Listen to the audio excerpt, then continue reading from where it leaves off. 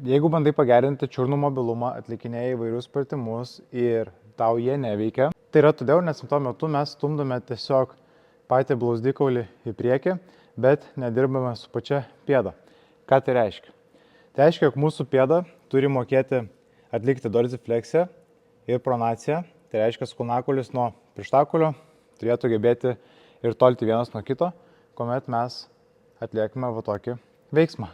Tam labai padėtų būtent šis veiksmas, kurio metu mes atsistosime tokioje pozicijoje, tarsi norėtume pradėti vaikščioti ir vieną ranką įsiremsime, daugiau perkelsime svorio ant priekinės kojos ir šituo metu aš tiesiog stumsiu kelį kiek eina į priekį, mesiu visą svorį ant jos ir sustosiu būtent toj padėty, kur matau, kad mano kelias susilygina su pėdos pirštais ir grįžtu atgal.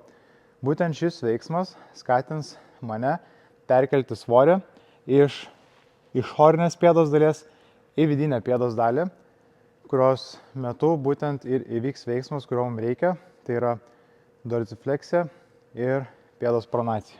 Šis pratimas puikiai tinka būtent apšilimui prieš kojų treniruotę, maždaug 2-3 serijos po 15 kartų.